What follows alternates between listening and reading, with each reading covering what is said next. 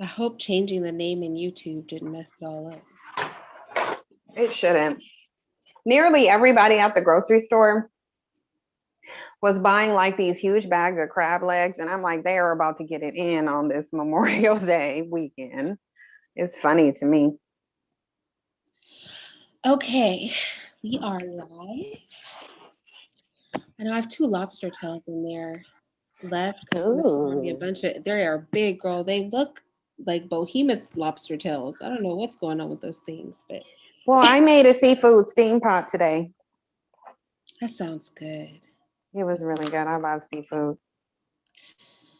So I have questions for you because a couple years back, it might have been 2, 3 years now, I interviewed you, Mhm.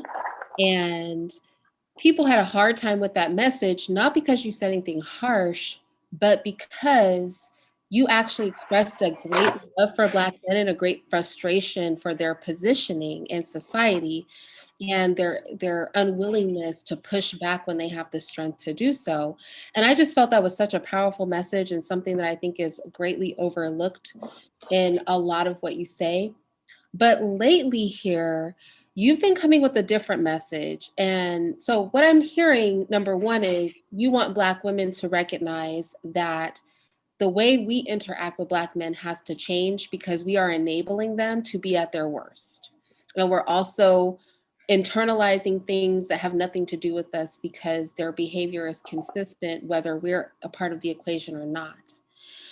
But that brings me to the question, because you say so often there are individual Black men and you can get behind an individual Black man, but as a collective you just aren't seeing it. um, where are you now? Have you moved from that initial conversation we had where it was just that initial frustration with them allowing themselves to be in this position and not pushing back, and have you gone somewhere else? Are you still there and this is just a build off that? Explain to me, like, what is the overall message, because that's why I titled this "Are Black Men a Lost Cause?"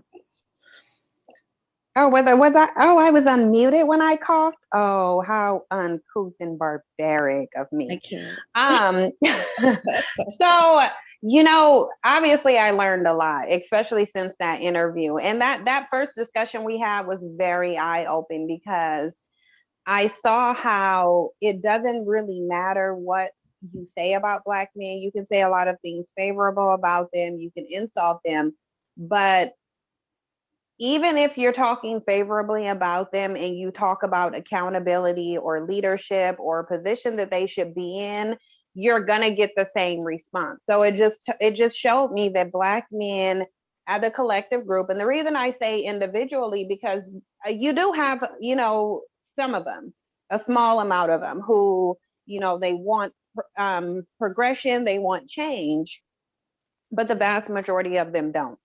And so I think that at this point, Black women should cut their losses, understand who Black men are, and act accordingly because we're not going to get them to see what we see. We're not going to get them to understand what we're trying to show them. And they're comfortable. They're But very, wait, very comfortable. who are they though? Most Black men. No, I'm saying, who are they? You said you're encouraging Black women to see Black men for who they are. And then my question is, who are they then? A conquered group of men who have clearly, if you study history, have had some deep spiritual and psychological flaws. And I don't know the exact origins of it, but one of the things, and this really bothered me, because I had to go through a psychological process to get here. Because when I first came to YouTube, I was, very much a Black male worshiper. People didn't see it, but I was heavily into Black male worship. Their problems were at the forefront, and then I saw how comfortable they were, and then I saw how complicit they were. And then, I went over this process to do some history and educate myself because it's like, okay, I don't want to be saying all these things about Black men and then I find out it's not true. So I did some research, and I did this research heavily when I was putting together my mini documentary, which Sorry for the people who wanted to see it, but I think I actually deleted it off my computer. So I have to see if there's a channel that I have it on, and try to premiere it. But I learned how complicit they were. I learned where there were white supremacists doing pillaging and destruction of our community. There were Black men facilitating and helping and aiding. And so once I started realizing that, I said, okay, so this is just who Black men are, where there's something spiritually bankrupt, morally bankrupt. And I do believe that morality is subjective, but based on my perspective, they are morally bankrupt. And I think that there's something really wrong with them to even be comfortable in this position, but they are comfortable. There is something wrong with Black men. I think that Black women are very spiritual and Black men are spiritually disconnected. They simply just, they just don't see it the way that we see it. And this is where I say, I believe to a degree in some of the things in the Bible. I do believe that at a certain point, people will be allowed to be handed over to their desires so that their desires can consume them. And I do believe heavily in the notion of having a reprobate mind and people's hearts and ears being closed off to the truth. And I think that's where we're at with Black men. And I think that the more Black women support them, the more we're patient, the more we convince ourselves that there is some hope in them, despite the fact that they're showing us by and large that there is none. I think that we're doing a disservice to ourselves. I think we need to cut the umbilical cord and let Black men fend for themselves without our support. They're ungrateful, they're childish, they're immature. They have this toxic, narcissistic, entitled pathology. And I just think we need to stop dealing with it and stop perpetuating it. And that's what we're doing. Can I ask you? So I want to go to the complacency. I want to say I agree with you on the complacent. I think as a whole, Black men are complacent and comfortable where they are in society. And this comes to me by the word of Black men. I've actually had Black men say this to me. And it was hard for me to swallow. But if it's coming out of their mouth to me and we're not in a combative sort of situation with each other, we're just having a genuine conversation, then I'm inclined to believe that, even if it makes me uncomfortable.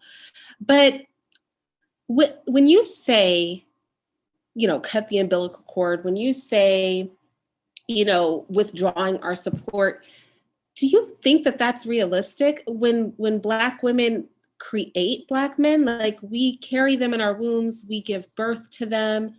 Do you really foresee Black women stepping back from essentially their own creation? I don't see them doing it, but I do think it's realistic, because if we look at Black men have already detached and separated themselves from Black women, despite the fact that they helped to create us too. Like, the way that we're created is with their sperm. Now we know that technology has advanced to the degree that we don't necessarily need it now, but that's primarily how we're being created, is with the help of Black men. Yet, for example, with the Breonna Taylor situation, I have yet to hear one Black man say, well, that could be my daughter, that could have been my sister, that could have been my cousin, that could have been my aunt. I never hear Black men saying that. What I hear them saying is, well, that's a random Black woman. I'm not protecting a random woman that I don't know. I'm not doing that. But Black women, when they saw George Floyd was their brother. George Floyd was their son. That was their uncle. That was their cousin. So there's a disconnect where Black men simply don't see Black women through the same lenses that Black women see Black men. In what ways are you suggesting Black women pull back? And then we need to just completely stop, is what I'm saying. Stop advocating for them, unless you see that it's a person who strongly advocates for Black women and who obviously have Black women's best interest at heart. We just need to pull back on everything. I'm at the point to where I think we honestly, and I never thought I would say this, and it's still kind of bothersome to my psyche, but I'm at the point to where I even think that it might be productive to stop giving birth to them for a little while, just to show them what we can actually do. I think we need to do something drastic if we really want to get their attention, we're going to have to do something drastic. So our population of Black men is so low already. I don't know if I can say I wouldn't want to see them, born for a period of time, because I think we run the risk of like affecting our population that's already on the decline, at least in the Western world. But I do want to get to what you were saying about like something drastic needs to happen because something needs to change. I actually really agree with that. I do think there is a lack of desire of Black men as a collective to push back against the system in any way that's advantageous to them as a collective, and by extension of that to us as a collective. And so can we talk a little bit about when Black women, you say we engage in Black male worship. Essentially, we love them to a point of idolatry. What are we enabling them? What behaviors in them are we enabling that ultimately are leading to our own demise, that causes you to tell us like to fall back in certain areas? What in them are we cultivating through our behavior that hurts them and is damaging us?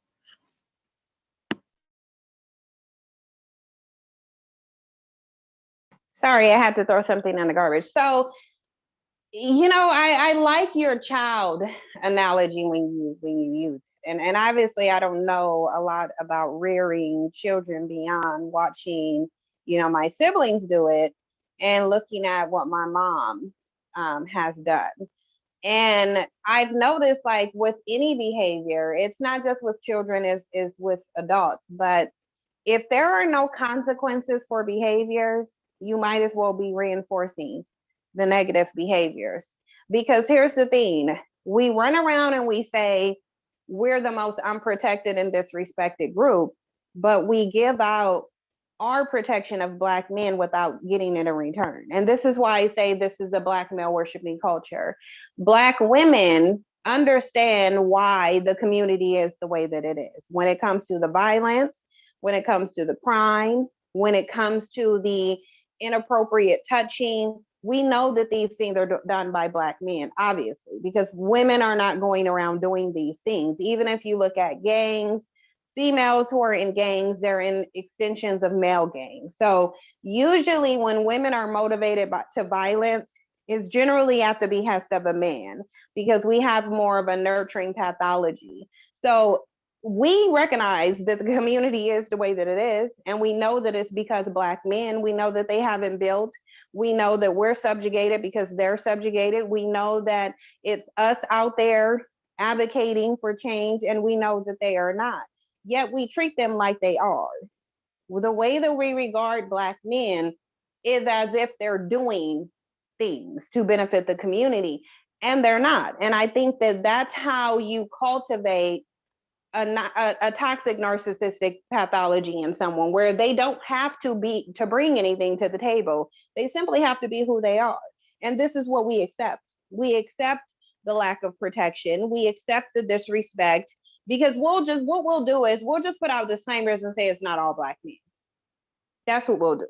Like I had somebody in my comments now saying, oh, well, her experience isn't with all Black men. It's just her own experience. So we tend to even take on the mindset of Black men, knowing it's not beneficial to us. Like, how many women do you have running around now shaming single mothers, saying it's the woman's responsibility to keep a man in the home, knowing you can't keep a man in the home? So we literally facilitate these mentalities. We facilitate them. That's why I don't understand how they run. I understand it, but the whole notion that Black women don't submit to Black men is just ludicrous, because we submit to them in mindset. We follow the culture that they put out. We even look at other women, like our other Black female counterparts. We look at them the way that Black men do. And so when we do that, we're literally facilitating everything, all of the bad negative behavior. They never have to be accountable for anything. Now, they can use child support and say that because they have to pay child support, they're accountable, but they don't. There's nothing that Black men have to be accountable for. They don't even have to be accountable for their dating decisions. Like I did a live stream earlier about that man who went with that Skeletor, Miss Crypt Keeper, and someone in the comments was like, "Oh, she scammed him." So he doesn't even have to be accountable for his own dating choices and who he chooses to be with. There is no accountability. Black men don't take any accountability. They are the most protected in our community, even above children. And it's a problem. And I don't know how we think that this is healthy. How is it productive? How is it beneficial? No. Now you have a bunch of wild, uncouth, detached, unemotional, unempathetic sociopaths running around in our community saying that they're prizes.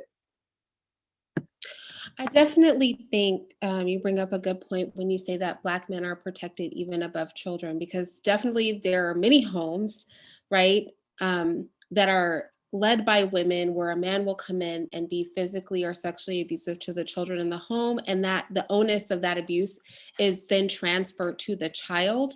That girl was being fast or the boy was being combative or things like that, which is weird in and of itself. You know, somebody in the comment section was saying these Black boys are being raised by Black moms, which is problematic, right? It's not a credit to the father for us to be able to make that statement. But even then, we recognize that that extension that Sin is talking about, and that's why I really wanted to have this conversation with her, is because we do have to be honest in a regard, right? And to me, it comes to this. When we as women, we have wombs, and creation of a child is a very different thing for us than it is for a man, because we have a human being living in our bodies, right? And even women who are have not given birth, it's a natural innate thing to have sympathy and love, right, for other people. Women are known for that, for being empathetic, for being nurturers. Not, we're all not that way, but most of us have that in us. And it is very hard to detach. I think Mika was saying this.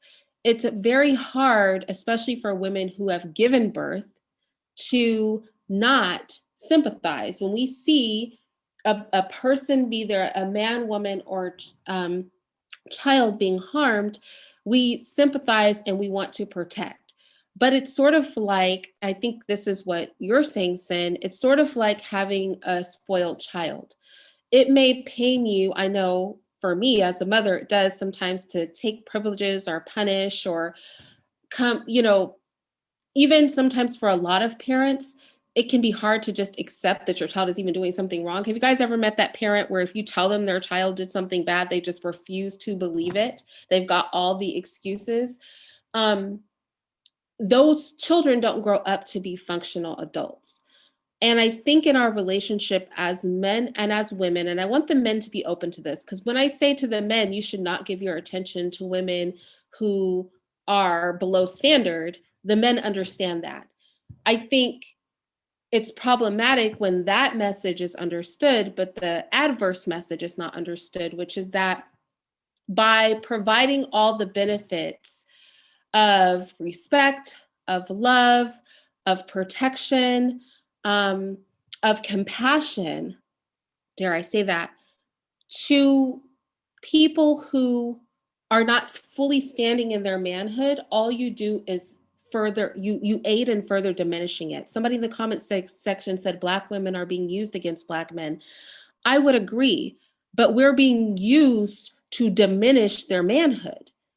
And so the thing is that we pull back from the support of diminished manhood, because by us not pulling back away from diminished manhood in Black men, what we support is making them more effeminate, more subjugated, more subdued. And it's, in my opinion, an act of love, even though I think sometimes it's a hard pill to swallow if it's not delivered in the sweetest of ways.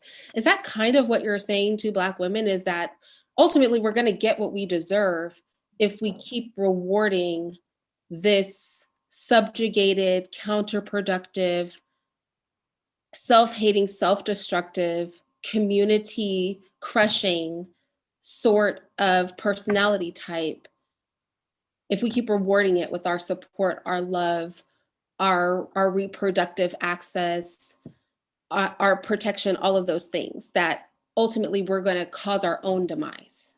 Well, we are. It's just that simple. And we can look at what's happening now with the influx of Black men who have very entitled mentalities because again, they're the prize. So therefore, a woman doesn't have the right to reject a man because he's the prize. So we already see it playing out. But here's the thing, I don't agree that Black women are being used against Black men. And I actually think that's an example of how Black men get exempt for their behaviors. This isn't an issue. First of all, it's on Black men to ensure that nobody is using their group of women against them because there isn't, listen, white women are being used against Black men to the aid of white men. Black men can't just go into the white community and use a white woman against a white man because they have their situation tightened up. They've already incentivized their women. So there isn't anything that a Black man can provide a white woman except dick. That's the only thing he can provide her. And it's like, even when he's doing that, she still has loyalty to white men. So even if Black women, even if I do entertain that and say, okay, cool, well, Black women are being used against white men, I don't think anybody has really painted an example of it. But even if that is the case, it's on Black men to prevent that from happening. That's not on Black women. That's what happens when you allow yourself to become a conquered group of men. So you thought you were going to be conquered and dominated, and nobody was going to have more control over your female group than you do, knowing with the women knowing that you can't get her from under the dominance of white men. You can't do that. You can't even stop yourself. So what do you mean? Even if they are, of course they're using them against you. Now, I don't think that they are, but even if they were, duh, like what do you think is going to happen?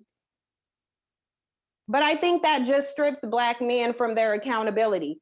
If you don't want other groups of men using your women against you, then it's on you to stop it. And anybody who sits up here and actually, if we go with that and use that as an excuse, then what accountability does that place on Black men for allowing himself and his female group to be dominated by another male group? What accountability does he have to take for that? Yeah, I mean, I definitely can see the argument. I definitely can see the argument for that.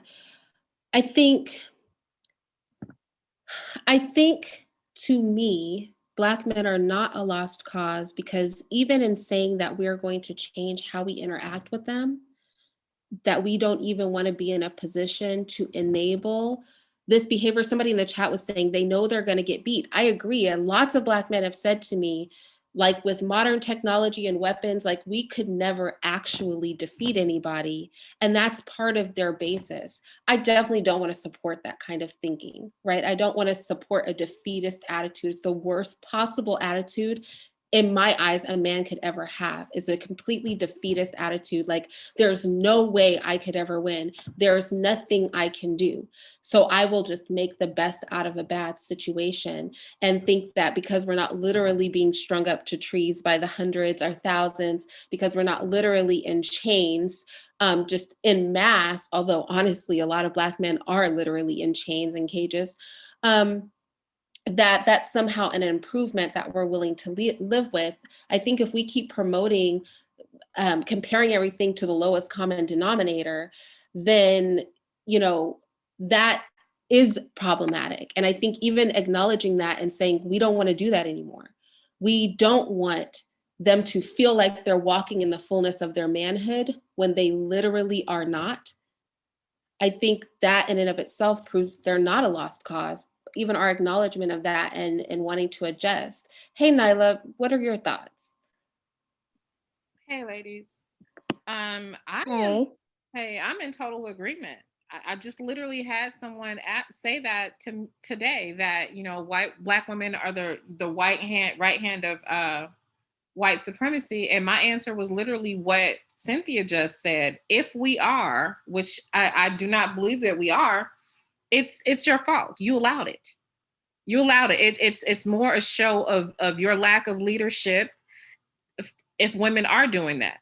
because it could never happen in the reverse. It could never happen in reverse. And also, to your point, the whole thing is, and I tried to reiterate this today, Black women have always been empathetic to the condition that Black people and Black men have been in. The problem is, Black women, we have been taught to ignore our own condition and feel sorry for their condition as men. And that would be fine for us to empathize with them if it was being reciprocated, but it is not.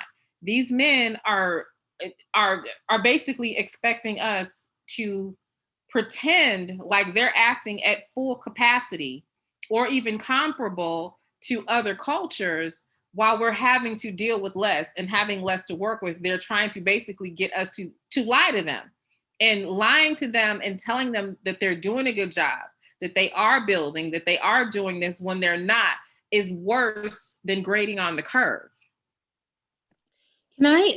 Kenneth L said something. Well, can I add to this really quickly, because it's about to slip my mind. So here's the thing. If Black men feel as though they could never win against white men, then what makes them think that Black women can then? Because they sure will sit up and talk about what are Black women going to do to get out of systemic oppression? What are Black women going to do to save the community? If you know that you can't defeat the people who are dominating you, then what makes you think your women can? And then if they know that, and that's why I'm talking about their sociopathic mentality, because then if you know that, we should never hear, oh, Black women are the right hand of white supremacy, because you should know she doesn't have a choice in it. You already said you don't have a choice in it. You can't do anything. You're disempowered and you are men. So you think that these women are more equipped than you to fight back against the dominance of another male group? Which is why they fight against us, which is why it's their fight is feminism, which is why we hear these conversations and they say feminism is the problem.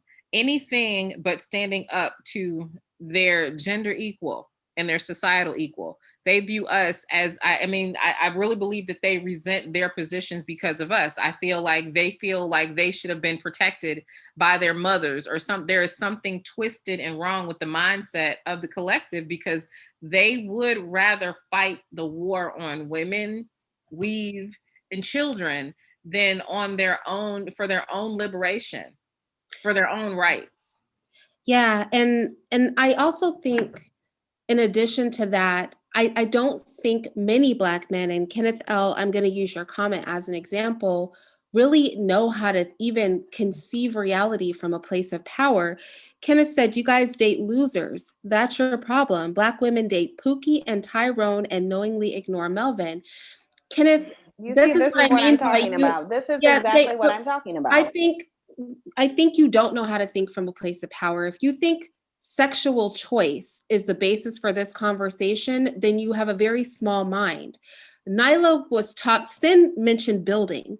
Nyla was talking about engaging other male groups in a race for power. And I want to just throw this out there. When we talk about race, Black people think race collectively is about skin color. Mm-hmm. Race is about the competition for power, for resources, for domination and control. And we are categorized by our phenotype, which is where skin color comes in. I think a lot of Black men, you're thinking about sex, and that's a slavish mentality, right? Sex, reproduction, sex. Who are you going to have sex with? But the mentality of those who are actually competing is about acquisition of resources, is about acquisition of power, is about crushing the competition. And I think a lot of Black men, and this is very frustrating, you guys have to understand, those of you who think like this, Black men who don't think like this, you understand where I'm coming from. Mm-hmm. It is frustrating for women to watch such base thinking when we understand the competition is not about vagina. The competition is about you acquiring land and resources, control over water, over mines, over land, control over military systems. And that has nothing to do with us. which goes back to what Nyla was saying, which is your focus is in the wrong place. You're thinking sex. This is bigger than vagina, if you can imagine it. Yep. And it's really, to be honest, it's really embarrassing. It's embarrassing to see men constantly ask women for solutions. There's so many men that are asking women for solutions, and it's the same answer from healthy-minded women. You figure out something, plan something, execute something, and the women will show up. And I don't understand how come that's not instinctual for these men. And if we do come up with solutions, then they will call us masculine. But here's my question though, because this is, it's, again, they're going to prove me right because they are who they are. And that's why I say Black women need to understand who they are.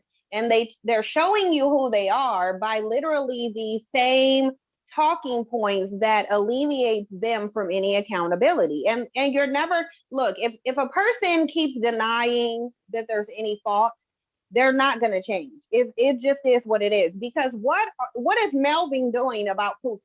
If Melvin knows that Pookie is a problem in the community, why isn't he doing anything about Pookie? Right. Right. I think instead of telling the women, if you feel like the women should not be, it's your job. It is your job to defend the community wholeheartedly. If you feel like there's a group of men, even if he is of your own kind, and he is threatening your society, you're supposed to eliminate him. That's what you're supposed to do. Kenneth L says, how are you supposed to gain wealth if you cannot get hired? How are you supposed to gain the respect of women if you cannot figure that out? Okay, first of all, this is what I mean about the thinking from a place of weakness. First of all, you're talking about how do you gain wealth without getting hired? Wealth is something that is created. It's not something you gain. It is something that is created, and it's created by acquisition of resources and power. You don't have to worry about getting hired, right? If you own the systems and the resources that provide the jobs.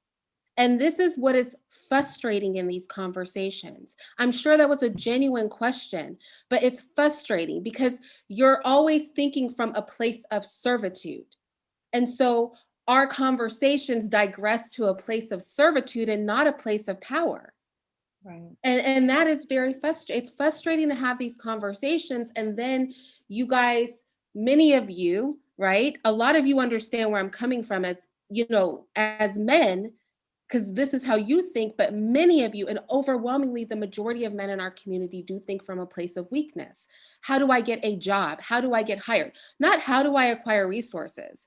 Not how do I compete, right, for power, but how do I go and grovel low enough to be given privileges by those who have resources and power?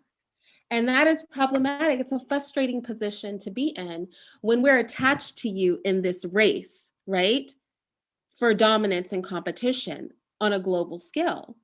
And that is where a lot of this frustration is coming from. I don't understand why that's so difficult to understand. And if you know that you can't even get resources out of Melvin, because I'm going to assume that this dude, he probably put himself in the category of the Melvin, which he's really just repackaging Educated Lanes and Pookie and Ray Ray.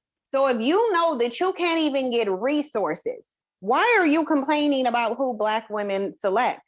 Because when it comes to a situation where we're talking about resources and subjugation, you in the same category as Pookie and Ray Ray. Now you can sit there and try to gaslight and act like you're better, but you're no better. You said you can't even get a job.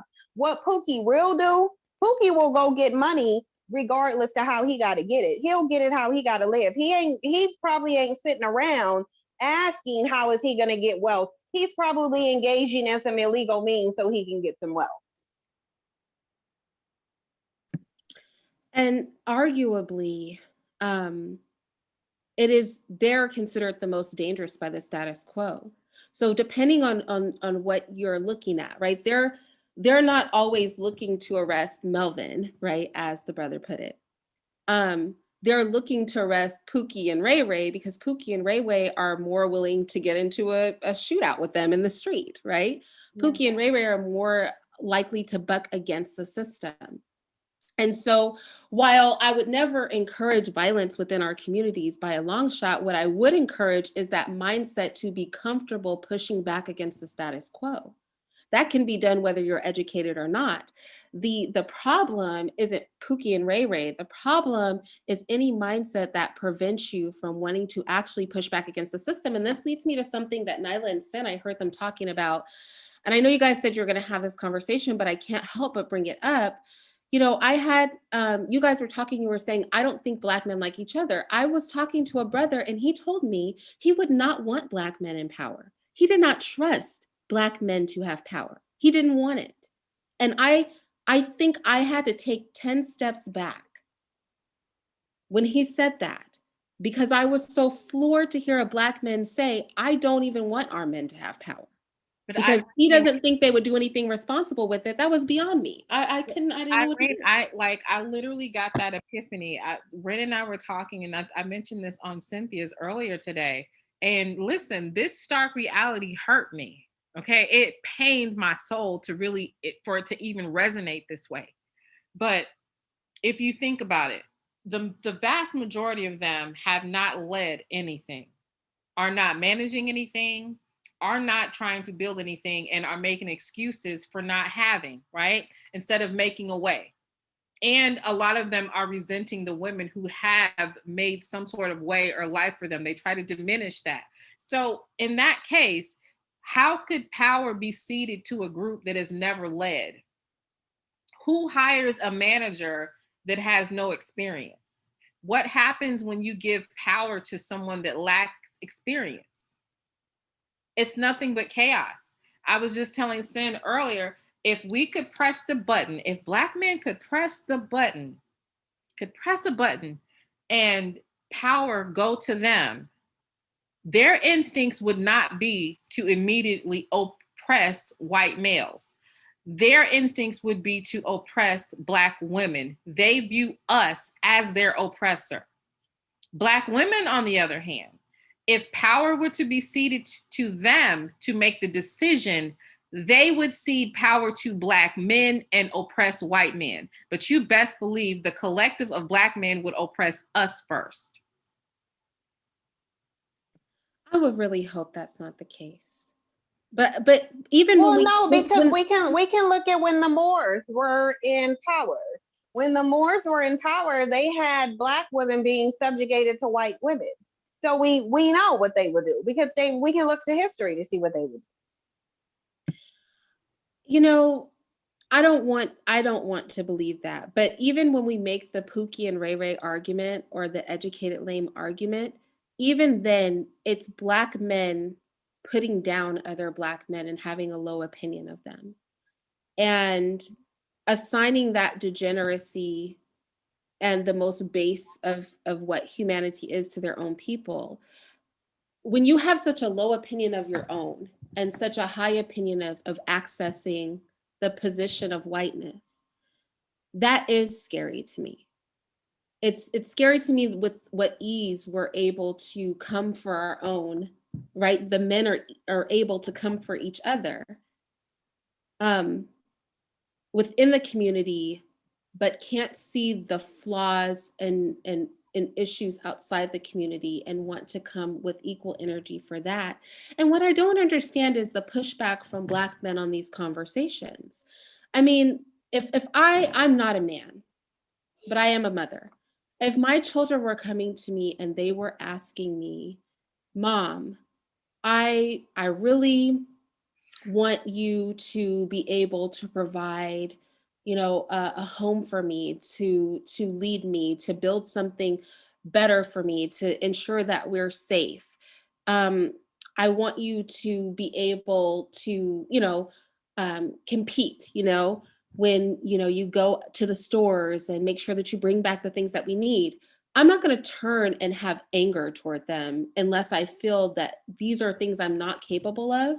And hearing them ask me for something I cannot provide frustrates me. So then I turn my anger at not being able to provide those things on the people asking, right? I don't understand from a man's perspective how Black women can come and say, We want to put our foot down here because we think you can do more. You can be greater. We want to encourage a non-defeatist, non-servant-minded attitude in you, non-sex-oriented attitude in you, non, worshiping and groveling attitude in you, but a leadership attitude, an attitude to build, and a desire to compete. We want to help restore your manhood as a collective. Not saying Black men don't move like this. You guys know I have a whole series for it. But what is the flaw in wanting to see your manhood restored as a collective? And manhood requires being able to compete for resources and power with other men. Not to be able to go to them and ask them for things, not to be able to go get hired at their companies, not to be able to live in their neighborhoods, but to be the person that provides the resources, that provides the jobs, that provides, right? Those things. What is the crime? I just don't understand what the crime is. I'm confused by that. Why is that such a negative thing? When women are encouraging that mindset in men, what it does is it separates the men from boys in a lot of ways. You have to look at it. It's no different than when we have the conversation about liberation and stuff like that. You and I, compared to the average Black man in these conversations, are more willing to do more physical than they are willing to take more risk, have an understanding of how pragmatic you have to be when you are. We know that liberation requires death. Liberation requires sacrifice. It's not pretty, it's bloody, it's nonviolent. The first thing that these men talk about is how they're outnumbered and how the system is so big. We have an understanding that they don't have. You understand what I'm saying? And just them having the mindset of being small or being weaker or being dominated and just not wanting to even take the risk. You have to take the risk. A lot of people, like, if we revisit the conversation where Kanye said slavery was a choice, how off was it? How off what? Even though, well, when you listen to how he explained it, when I went and listened to it over, and I heard what he said after that, it made sense, because he said it's all of y'all and a small amount of them.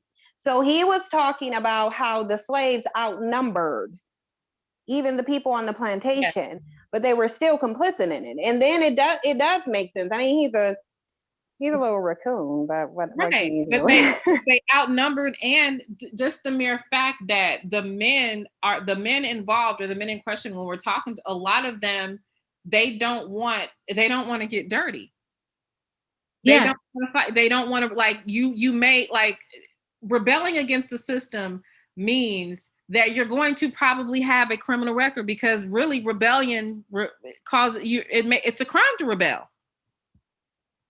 Well, I'm glad you brought that up, because I was going over with my students the Dred Scott decision.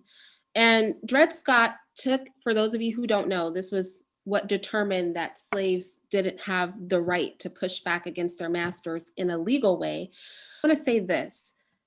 What blew my mind is that he took the man to court. He didn't smash the man's head in. He didn't beat him up. He didn't permanently make him incapable of not harming his wife and children. He took him to a court of law and attempted to get other white people to agree that it was wrong that his wife, his children, and himself were being harmed. And perhaps the biggest thing, my biggest takeaway from having read the decision from the court and the court transcripts, is that what Nyla was basically saying, which is there is a choice and a fear to handle anything in the way that we are handled as a collective, right? The power that's been gotten, because somebody said, so are those other groups men because of their history? Well, men are men, whether they're weak or strong, right? They're still men. But the real question is, are they successful? Yes.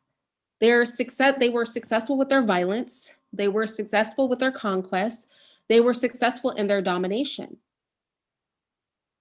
And we are always looking for a way to avoid conflict, or like Nyla said, taking risks out of fear of losing. And like I said, the operation from a weak place, a place of weakness, a place of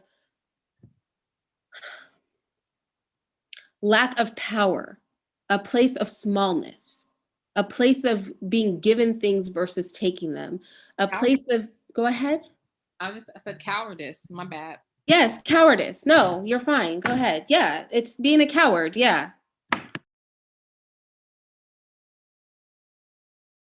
But why are they basing what they do on what other men are doing? And see, that's what I feel like is the problem, because they'll make arguments to be weak.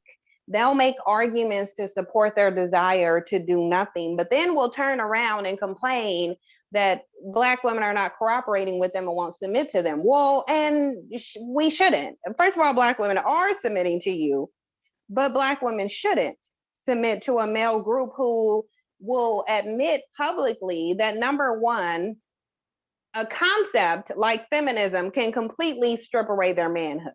So first of all, your manhood is shaky. It's barely there. And the little bit of manhood that you have is shaky to the degree that anything can compromise your manhood. But you also don't even know how to get yourself out of a situation that you claim that you don't want to be in. So how would it make sense for any women to submit to a male group that don't even know how they're going to do something to protect themselves? You can't do it for you. You can't get you out of subjugation. You can't make society safer for you. So why would she submit to you knowing that? Like, it just doesn't even make any sense. They're ego driven. They want the submission for the aesthetics, not because they feel like it's in the best interest of Black women, and that if Black women submit to them, they'll have a more comfortable, less problematic life. They're not trying to relieve Black women of a burden. They're trying to satisfy their ego. And that's the problem. I agree with you, Renita. White men were the first Pookie. That is how they gained dominance over Black men. I agree.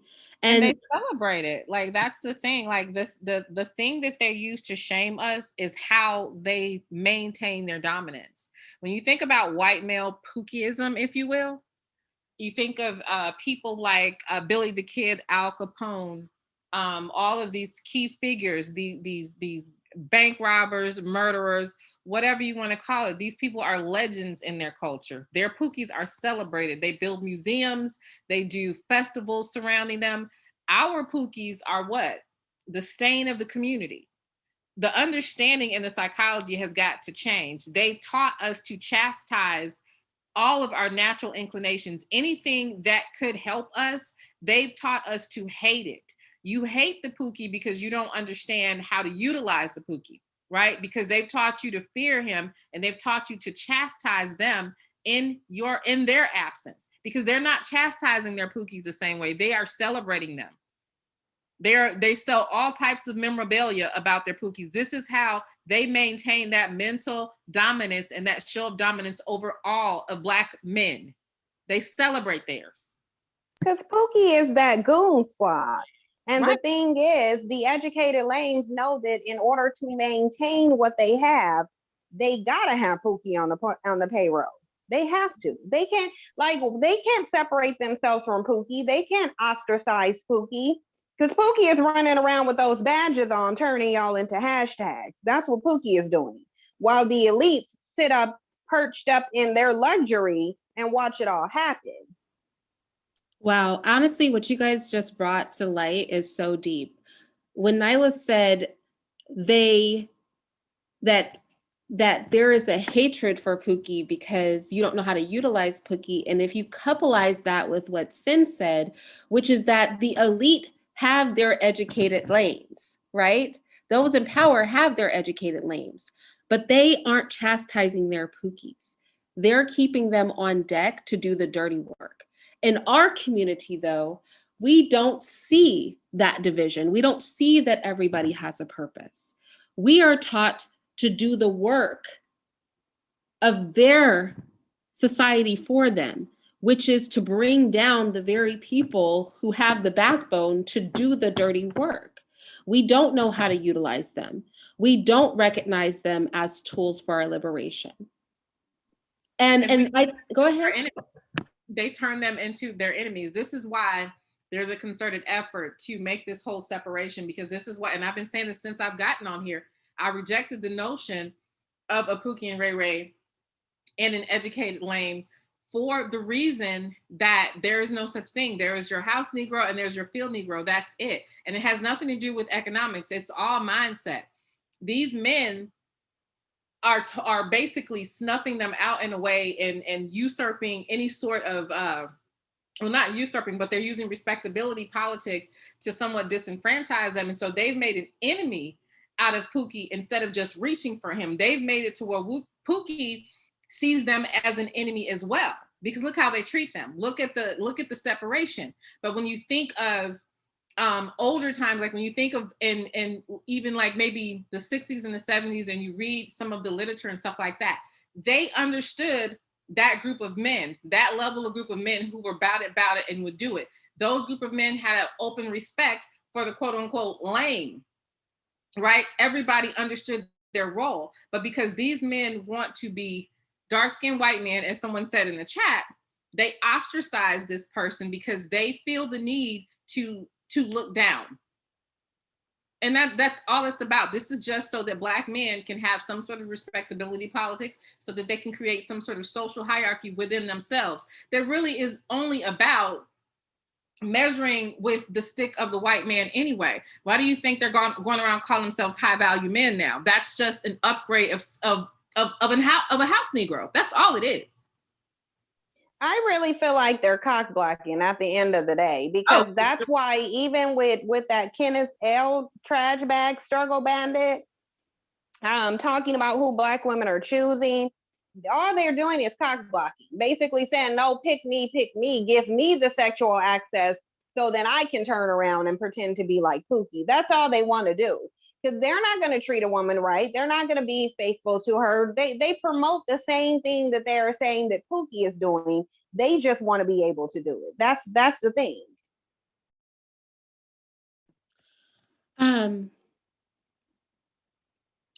I have to put my bread on because you know, I show you how it rose. I punched it down and it's rising over the bowl again.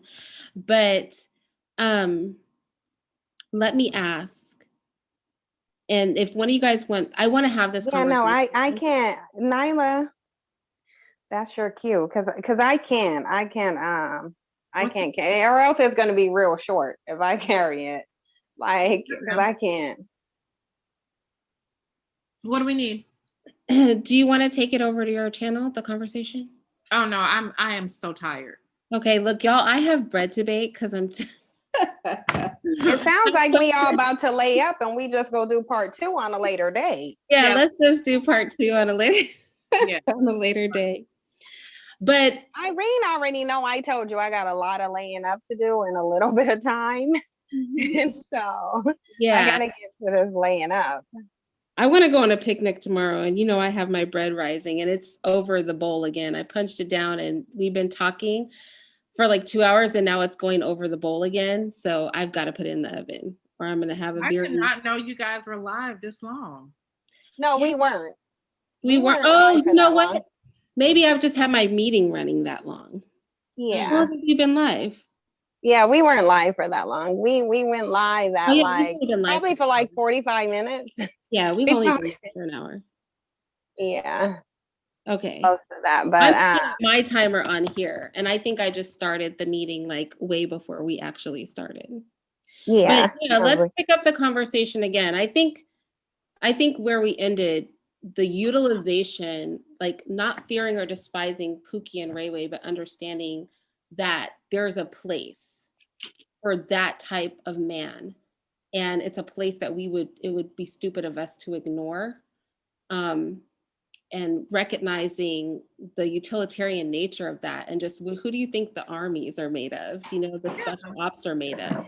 But why do we have to say that to a group of men that's always talking about somebody playing chess and not checkers? Because they don't know what they're talking about. They have no idea. They're just running their freaking mouths. They don't know what they're talking about. They're literally talking about chess. They're not talking about actual movements on Earth among mankind. They're talking about a board game when they say that. Girl, they're talking about bingo. They're not even talking about chess. I can't do it. I cannot. See, I was thinking more like Connect Four. They ain't even like nowhere near it. Like they don't even know what the concept is, because it's a simple concept to merge with your pookies and use them for what they're good at. They're the muscle. Mm-hmm. That's what the pookies are. The educated lames, they ain't trying to put no work in. They don't want to get their hands dirty. So that's when you dial up Pookie. Exactly. And then even having an understanding that Pookie himself, even there's an expiration on when he can actually be, effective in doing that. So somebody has to be training the next level. Like it has to be a constant flow of understanding of where you're at within the society. Like how long, just even think of the quote on Pookie in the street. Okay, we'll go ahead, because people like to call Taz, a Pookie or whatever. Yeah, he was in his 20s. But now as a middle-aged man, he's at home in the garage clinking around like most men are. So it's a little bit, it's people have to have an understanding of what we're looking at, because everybody else, if you look at the army, these are not the smart white men. They're just not. Yeah. They're not operating from the brightest of places. Mm-mm.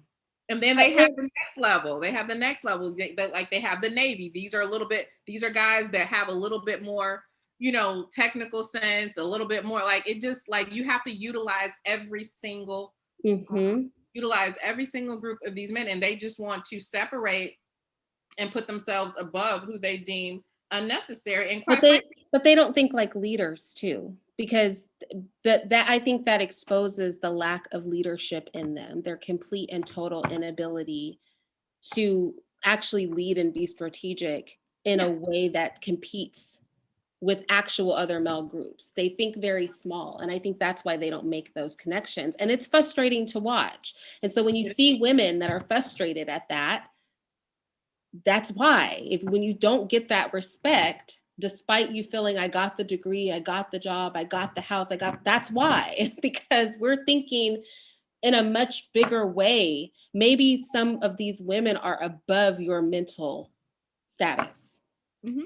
And you don't comprehend where we're coming from, because it's beyond your thinking and your comprehension, right?